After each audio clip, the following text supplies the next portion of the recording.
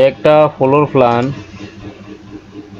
এখানে 4টা বেডরুম, একটা ড্রয়িং রুম, একটা ডাইনিং রুম, একটা কিচেন রুম, 2টা টয়লেট এবং একটা 3 ভাঙা সিঁড়ি আছে। তো আমরা যদি দেখি এইভাবে আছে 37 ফিট, এইভাবে আছে 29 ফিট, তাহলে হইতেছে 1073 ফিট স্কোয়ার ফিট হয় 1073 স্কোয়ার ফিট। ঠিক আছে, তো এই বেডরুমটা আছে 12 ফিট প্লাস 10 ফিট, আর এই বেডরুমটা আছে 11 ফিট 6 ইঞ্চি প্লাস 11 ফিট 6 ইঞ্চি। এই বেডরুমটা আছে 12 ফিট প্লাস 10 ফিট, আর এই বেডরুমটা আছে 12 ফিট প্লাস 11 ফিট 7 ইঞ্চি। এই ড্রয়িং রুমটা আছে 10 ফিট প্লাস 11 ফিট 2 ইঞ্চি, আর এই ডাইনিং রুমটা আছে 15 ফিট 6 ইঞ্চি এভাবে, আর 9 ফিট আছে এভাবে, তাহলে 15 ফিট 6 ইঞ্চি প্লাস 9 ফিট। তো এখানে সিঁড়ি যাবার পরও, মানে সিঁড়িটা দিবের পরও আরও এতটুক জায়গা আপনারা এখান থেকে এই মাঝখানে জায়গাটা প্রায় 3-4 ফিট হইব, এটাও পাইবেন। ঠিক আছে, তো এখানে এই ওপেন টয়লেটটা রাখা হয়েছে 8 ফিট প্লাস 4 ফিট, আর এখানে এই সিঁড়ির এইদিকে একটা টয়লেট রাখা হয়েছে 4 ফিট প্লাস 8 ফিট। ঠিক আছে, তো সিঁড়ির হিসাবটা হইল এখানে একটা ধাপ, 2টা, 3, 4, 5, 6 এবং 7 এই ল্যান্ডিং লয়, তাহলে 3 ফিট 6 ইঞ্চি, প্রতি ধাপ 6 ইঞ্চি প্লাস 10 ইঞ্চি, আর সিঁড়ি ওয়ার্ড সেলের ফার্স্ট 3 ফিট 6 ইঞ্চি।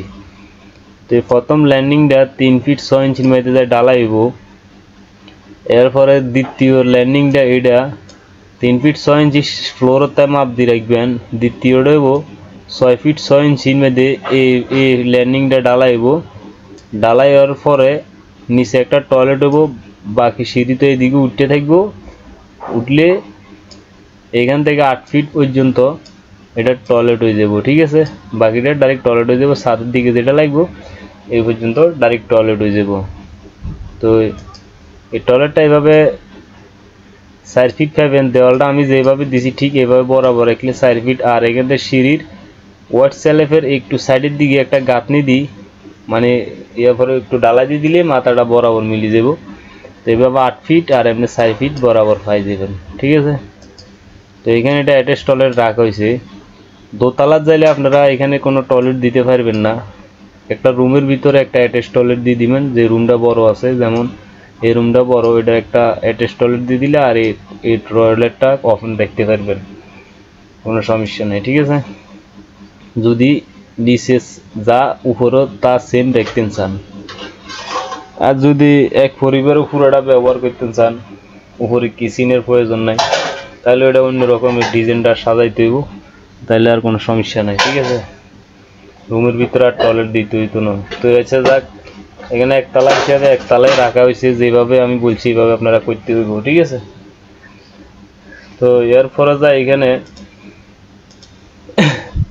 এগারোটার মেন দরজা হলো এটা, ঢোকার পরে পাইবেন একটা ড্রয়িং রুম থেকে ডাইনিং থেকে কিচেন, আবার বেডরুম একটা আছে এখান দিকে, আবার এদিকে একটা বেডরুম আছে, অ্যাটাচ টয়লেট, আবার একটা ওপেন টয়লেট আছে ডাইনিং এর সাথে। তো এখান দিয়ে সিঁড়ি আবার ডাইনিং রুমে। ঠিক আছে, তো আবার ড্রয়িং রুম থেকে এদিকে একটা বেডরুম, এদিকে একটা বেডরুম।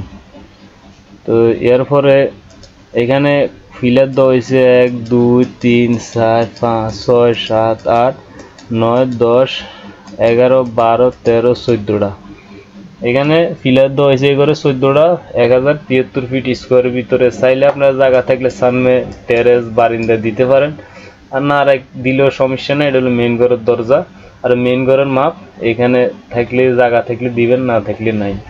ঠিক আছে, তো এগুলো হলো জানালা। তো আমি যেভাবে মাপটা দিছি, যদি এইভাবে আপনারা রাখেন, দেওয়ালগুলো এইভাবে রাখেন যেভাবে আমি ফিলারে দেওয়াই দিছি, তাহলে এখানে যেভাবে ভিতরে ক্লিয়ার মাপটা আছে আপনারা বরাবর পাইবেন, একটু বেশ কমিত না। আর যদি বড় করেন বড় হইব, ছোট করলে আরো ছোট হইব। ঠিক আছে, তো আর এগুলো হলো জানালা, যেটি দেখতেছেন এটি জানালা।